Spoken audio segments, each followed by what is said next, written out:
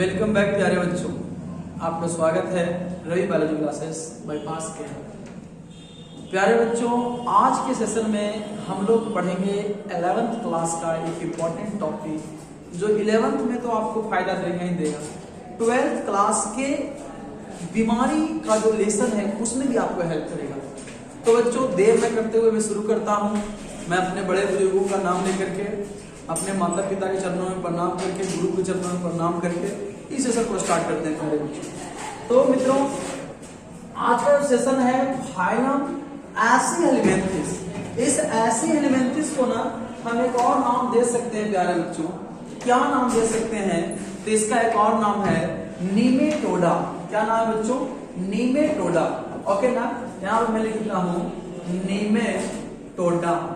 Okay ना, यहाँ पे नीमेटोडा में समझना है। इसको मेनली लोग क्या कहते हैं? Round warm. क्या कहते हैं बच्चों? Round warm. ओके ना, इसको हम लोग मेनली क्या कहते हैं? Round warm. क्लियर? तो ये बात आपको याद रखिएगा। और इसमें मैं एनिमेशन के माध्यम से उगट लगा दे निशु, उगट लगा दे।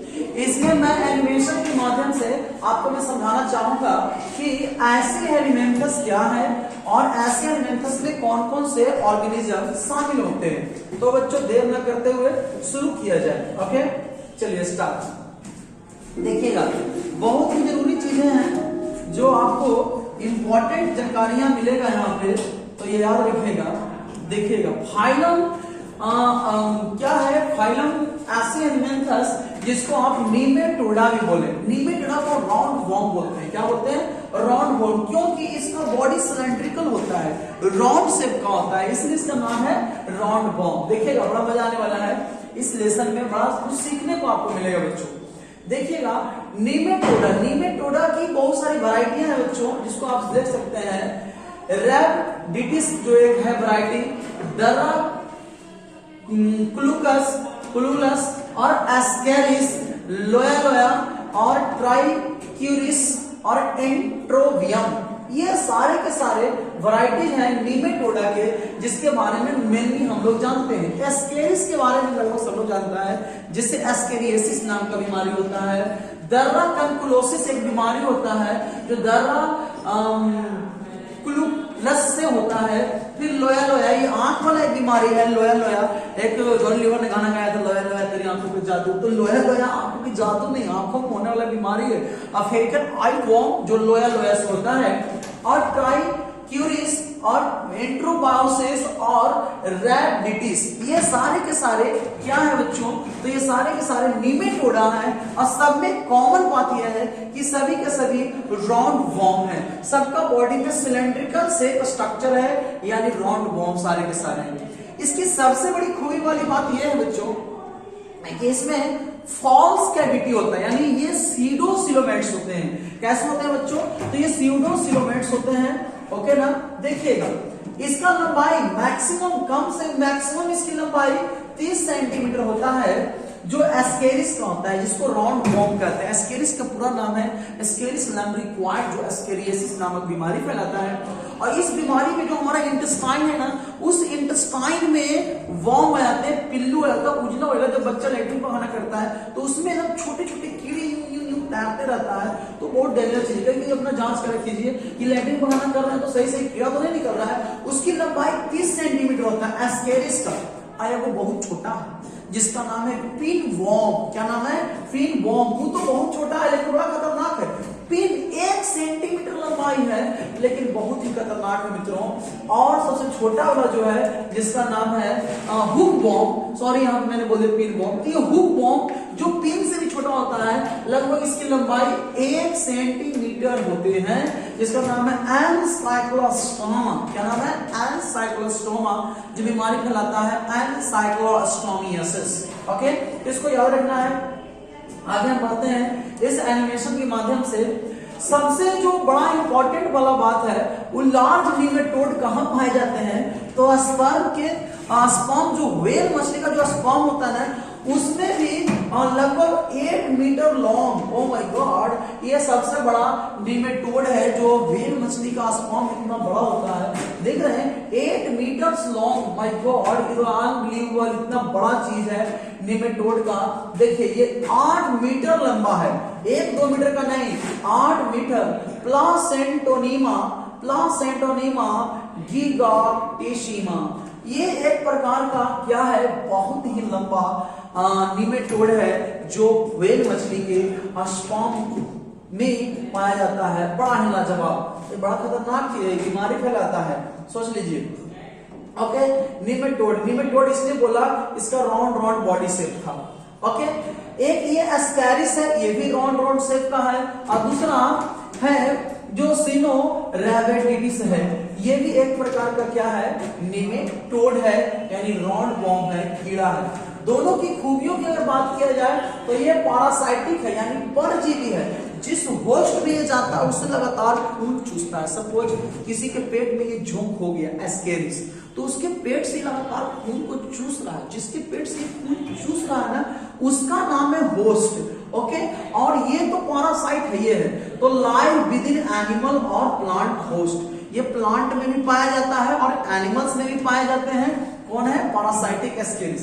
ये फ्री लिविंग है, स्वतंत्र है, पानी में एकदम स्वतंत्र रूप से रहता है, किसी से कोई मतलब नहीं है। खाना मिला तो ठीक है, ना मिला तो जय श्री राम। आगे बढ़ते हैं बच्चों। तो ये एस्केरिस का ही मैंने बताया, ये दो चीजें।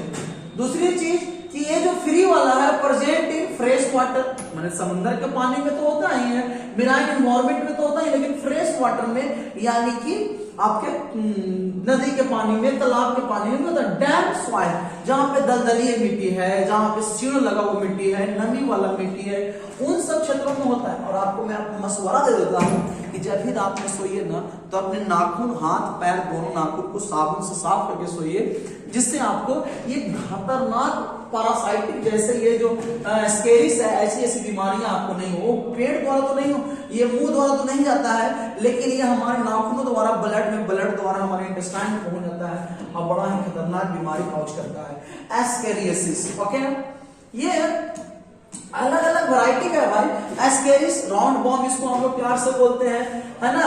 एक है एनसाइक्लोस्टोमा, जिसको हम लोग क्या बोलते हैं, हुक बॉम्ब बोलते हैं। और व्यूचेरेरिया बैंक्रॉप्टी, जिसको क्या बोलते हैं, फलेरियल बॉम्ब। अब तीनों के बारे में सुन लीजिएगा। ये एस्केरिस एस्केरियोसिस नामक बीमारी फैलाता है, क्लास 12 में पढ़ना है। एनसाइक्लोस्टोमियासिस एनसाइक्लोस्टोमा से फैलता है, और व्यूचेरिया बैंक्रॉप्टी से फिलेरिया नामक बीमारी फैलता है, जिसको आप हाथी पांव या इलेफेंटाइटिस भी कहते हैं। हाथ पैर में इतना मोटा हो जाएगा भाई, हाथी देख कर पढ़ा जाएगा, साला इतना पैर मोटा हो गया, बड़ा ही खतरनाक। तो इसका नाम याद रखिए। कैसा होता है आपके स्क्रीन पे दिखाई दे रहा है, बाद में ये मलाल नहीं रहे कि साला आपने देखा था नहीं था। ये तो फ्री लिविंग है, इसकी तो बात ही अलग करिए, है ना। सिनोरैबिडिस है। मॉर्फोलॉजी ऑफ निमेटोड, है ना। निमेटोड का मॉर्फोलॉजी का मतलब क्या होता है जनाब, समझिएगा। एक्सटर्नल फीचर, बाहर से आपको क्या दिखाई देता है, वो चीजें हम बात करेंगे। मॉर्फोलॉजी में एक्सटर्नल फीचर्स की बात करने जा रहे हैं, तो सीखिएगा। इसके बॉडी पे कोई सेगमेंट, सॉफ्ट अनसेगमेंटेड बॉडी है। इसके बॉडी में किसी प्रकार का सेगमेंट, खंड, ग्रुप ऐसा कुछ नहीं पाया जाता है।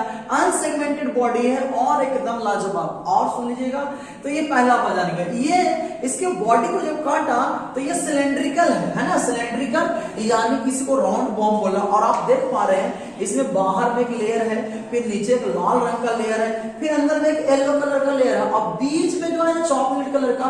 लगता है कि जगह है, लेकिन जगह नहीं है, यानी कि वो फॉल्स कैविटी है। तो ये याद रखना है। मैं कहूं तो नाम लिख देता हूं, चलो मैं नाम लिख के थोड़ा सा समझा देता हूं तो अच्छा रहेगा, है ना। इसके बॉडी में ना 3 लेयर है, ओके ना।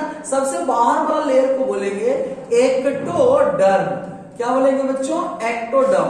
और जो बीच में जो लेयर है ये रेड कलर वाला ना, इसको बोल देंगे मेसोडर्म, मेसोडर्म, ओके ना। और सबसे अंदर में जो येलो कलर का है ना, उसको बोल देंगे इंडोडर्म, इंडोडर्म। कोई दिक्कत। अब ये जो खाली जगह है ना, ये फॉल्स कैविटी है, ये फॉल्स स्ट्रक्चर है, इसको आप बोल दीजिए फॉल्स कैविटी है, तो आप इसका नाम दे दीजिए क्या बोलेंगे, तो इसको बोलेंगे स्यूडोसिलोमाटा, स्यूडोसिलोमाटा।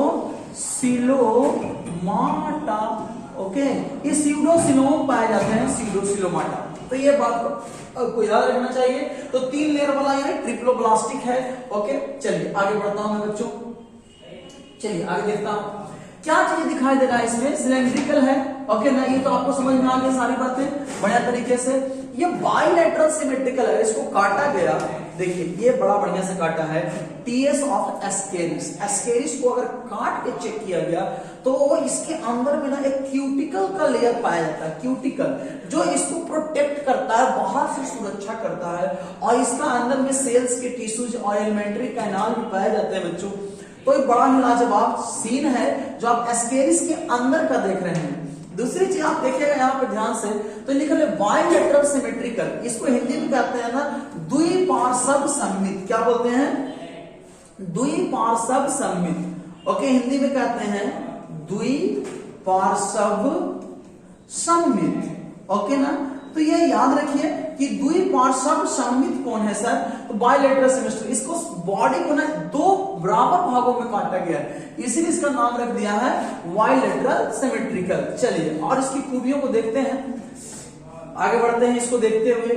कोई बड़ी बारीकी से आप देखिए, इसको 2 भाग में काटा गया, और जब इसको काटा तो यहाँ पे लिखा ट्रिप्लोब्लास्टिक, यानी कि इसमें 3 लेयर है, बाहर वाले को एक्टोडर्म, बीच वाले को मेसोडर्म, अंदर वाले को इंडोडर्म, जो मैंने अभी थोड़ा देर पहले, जस्ट मिनट पहले मैंने आपको ये बताया था। ओके, क्लियर, आगे सुनिएगा। स्यूडोसिलोमाटा, इसको अंदर स्यूडोसिलोम पाए जाते हैं, और मेसोडर्म तो मैंने भी आपको बताया था।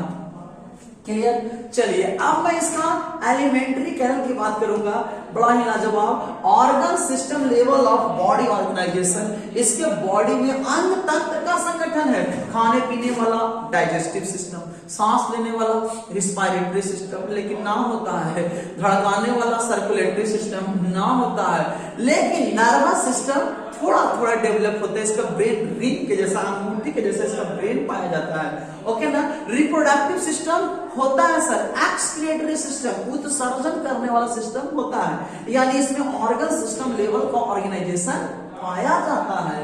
ओके ना, आप देख पा रहे हैं ये वाला एक्सक्रिएटरी सिस्टम है, यहां से खाया टू इंडिया गेट से बाहर, यानी कि ये एलिमेंट्री कैनाल हो गया, डाइजेस्टिव सिस्टम, और इसमें डिफ्यूजन प्रोसेस के थ्रू क्या होता है, तो रिस्पायरेशन होता है, तो वो अलग चीज है। क्लियर ना, तो इसको याद रखिएगा।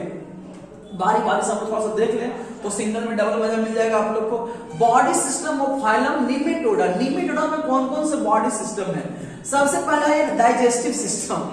The digestive system is complete. हम लोग में डाइजेस्टिव सिस्टम क्या है, ऊपर से खाया, मैं निकला गड्ढे लेके, रास्ते में 1 मोड़ आया, 2 मोड़ आया, मोड़ आया, लास्ट में छोड़ आया, तो यहाँ पे ऐसा सिस्टम नहीं, यहाँ से खाया, यहाँ से टू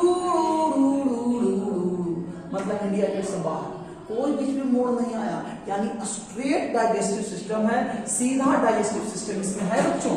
तो ऑर्गन सिस्टम में हम बात कर रहे थे डाइजेस्टिव सिस्टम की, इसमें डाइजेस्टिव सिस्टम एकदम सीधा पाया जाता है।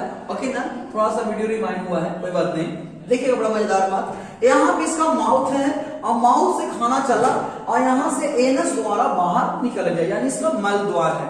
ओके ना, चलिए दूसरी चीज, इसके बॉडी प्लान को अगर काट के चेक किया गया तो देखिए help in snake like motion, ये चलता है किस स्नेक लाइक, यानी सांप जैसे चलने में इसको हेल्प करता है। कौन हेल्प करता है, लॉन्गिट्यूडिनल मसल्स, मसल्स जो है ना लंबे लंबे मसल्स है, जिसको स्विंग करने में, तैरने में, इसको चलने में बड़ा हेल्प करता है। ये बात आप याद रखने वाली चीज है, इसको अंडरलाइन कर लेते हैं। रिस्पायरेशन एंड सर्कुलेशन, इसमें बेचारा को कार्बन डाइऑक्सीजन आ रहा है, कार्बन डाइऑक्साइड जा रहा है, बड़ा लाजवाब देखिएगा। जिस प्रोसेस में होता है ना उसको बोलते हैं डिफ्यूजन। क्या बोलते हैं, डिफ्यूजन, नहीं रहे कोई कंफ्यूजन, नाम है डिफ्यूजन, ये बात आप याद रखिएगा, बड़ा लाजवाब। देखिए ऑक्सीजन आया, श्वसन हुआ, रिस्पायरेशन के द्वारा चला गया, डिफ्यूजन प्रोसेस द्वारा इसमें प्रोसेस हो रहा है। एक्सक्रीशन, गजब, इसके पास एक्सक्रीटरी ट्यूब होता है, और यहाँ पे छिद्र है ना, इसी से उत्सर्जन करता है, मतलब खाने वाला के जगह पे थोड़ा सा आगे में क्या है, मतलब इसका उत्सर्जन करने वाला पोर्शन है, यानी कि एक्सक्रीशन एक्सक्रीटरी पोर पाया जाता है। ओके, तो ये बात है। नर्वस सिस्टम, इसका लाजवाब नर्वस सिस्टम है भाई। इसके नर्वस सिस्टम में ना इसका रिंग जो ब्रेन है ना, ब्रेन जो है ना इसका नर्व रिंग के रूप में पाया जाता है। आप इसको ना क्या लिख सकते हैं कि सर ये तो इसका ब्रेन हो गया। अब ऐसा आप लिख सकते हैं ये वाला इसका क्या हो गया बच्चों, तो ब्रेन हो गया। तो ब्रेन इसका नर्व रिंग के रूप में पाया जाता है। ये पूरा जो पोर्शन है ना, ये वाला पोर्शन ये रिंग के जैसा पोर्शन है। ओके, और पीछे भी ये नर्व कोड पाया जाता है जो पीछे पूरा फैला हुआ है। ओके ना, और ये वाला पोर्शन है इसका फेरिंक्स है, माउथ। ये पोर्शन यहाँ पे क्या है, इसका माउथ है, और माउथ के पीछे में फेरिंक्स है, उसी के चारों तरफ में इसका नर्व रिंग पाया जाता है। ओके, तो लाजवाब तरीका है इसको समझने बुझने का बात भाई। और यहीं से ये लगातार खून को हमारी अतड़ियों में से चूसते रहता है। बहुत डेंजरस चीज है बालक, तो याद रखिएगा। आगे चलते हैं, बस थोड़ा सा बात है और समझ लीजिए, लाजवाब बात है। वेंट्रल नर्व कोड, इसमें वेंट्रल नर्व कोड पाया जाता है। और जेंट्स लेडीज की बात करें ना तो औरत अलग और मर्द अलग, मतलब जेंट्स लेडीज अलग अलग होते हैं। और रिप्रोडक्शन तो सेक्सुअल करेगा, यानी ये यूनिसेक्सुअल है कि बाइसेक्सुअल है, तो यूनिसेक्सुअल है, मेल अलग फीमेल अलग। मोनोसियस है कि डायोसिस, तो डायोसियस है, यानी एक लिंगी है, मेल अलग और फीमेल अलग। और जब फर्टिलाइजेशन होता है तो ये फीमेल अंडे देती है, और अंडे एक दो नहीं बहुत सारे अंडे देती हैं ये फीमेल। मेल फीमेल का पहचान ही, लेकिन मेल में हुक पाया जाता है और फीमेल में हुक नहीं होता है, ये बात का याद रखिएगा। और जब ये फर्टिलाइजेशन होगा तो ये फीमेल अंडे देगी, और अंडे एक दो नहीं हजारों की संख्या में अंडे देती हैं। और ये जाइगोट चारों तरफ से प्रोटेक्टिव लेयर द्वारा घिरा रहता है। कोई कोई तो जाइगोट से इनडायरेक्ट बच्चा बन गया, लेकिन जाइगोट डेवलप हो करके फिर इनडायरेक्ट फॉर्म में भी बच्चे का निर्माण करता है। अभी दिखावेगा एडवर्स कंडीशन, अभी लिखा हुआ था ना एडवर्स कंडीशन, जिसको जिंदा रहने के लिए कभी कभी फर्टिलाइजेशन हुआ, ये जाइगोट डेवलप क्या बना दिया, नया ऑर्गेनिज्म का नाम बना दिया, इसका नाम है रेस्टिडो रेशियो रेनकस पेसिफिकस। ओके ना, तो ये बड़ा ही पॉपुलर चीज है जो बीमारी कॉज करता है। और कुछ है ना इनडायरेक्ट, पहले फर्टिलाइजेशन हुआ जाइगोट बना, और ये जाइगोट वाला ना क्या थोड़ा डायरेक्ट नहीं इनडायरेक्ट में मजा लीजिए। तो ये डायरेक्ट और इनडायरेक्ट दोनों, देखिए ये एग से क्या बनाया लार्वा, और लार्वा से क्या बना बच्चा, जवान हुआ, और जवान से फिर अंडे देंगे, अंडे से फिर लार्वा बनेंगे, लार्वा से फिर एडल्ट होगा। तो ये वाला साइकिल चलता रहता है। अगर डायरेक्ट बन गया तो डायरेक्ट, और घुमा घुमा के बन रहा है, अंडा से लार्वा, लार्वा से एडल्ट, एडल्ट से फिर वो अंडा देगा, फिर लार्वा बनेगा, फिर इस तरीके से चलेगा। उसे इनडायरेक्ट डेवलपमेंट कहते हैं, और वो डायरेक्ट डेवलपमेंट होगा। तो दो तरह के इसमें डेवलपमेंट होते हैं प्यारे बच्चों। अब आता मेन बात समरी, उसको मैं अच्छा तरीके से आप लोग को समझा देता हूं, जिसको बड़ा ही इंटरटेनमेंट की बातों को समझिएगा। देखिएगा आप समझिएगा, इसको आप स्क्रीनशॉट भी ले सकते हैं, कोई दिक्कत तो नहीं यहाँ तक स्क्रीनशॉट लेने में, ठीक है ना। तो आप इस वीडियो को अब यहाँ से आप स्क्रीनशॉट ले सकते हैं। इसको एक्सप्लेन कर देता हूँ, 2 मिनट का समय नहीं ज्यादा समय लूंगा। तो इस वीडियो को मैं थोड़ा सा समझा देता हूँ। देखिए ये सारे के सारे मेंबर्स जो होते हैं बच्चों, नेमेटोडा जो होते हैं उसके राउंड बॉम्ब भी बोलते हैं। क्या बोलते हैं? Round bomb. ये कैसे होते हैं? तो पैरासाइटिक नेचर के होते हैं और फ्री लिविंग भी होते हैं। कैसे होते हैं?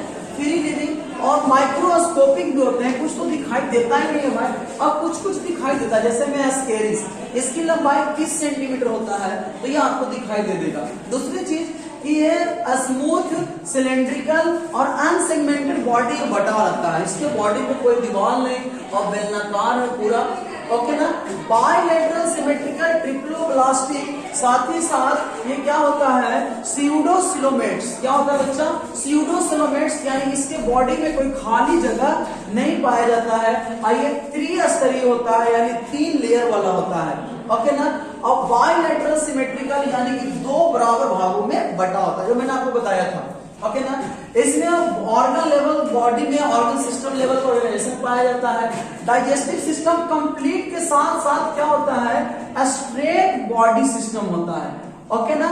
स्ट्रेट, STRIGST, ठीक है। इसमें स्ट्रेट पाया जाता है, बॉडी सिस्टम एलिमेंट्री कैलम सीधा लंबा होता है। रिस्पायरेशन एंड सर्कुलेशन पूरी तरह से एब्सेंट है, तो सर करता कैसे होगा रिस्पायरेशन और सर्कुलेशन? तो मित्रों अभी बताया था ना, ये करता कैसे, डिफ्यूजन प्रोसेस द्वारा, है ना, हिंदी में कहते हैं विसरण, ओके ना।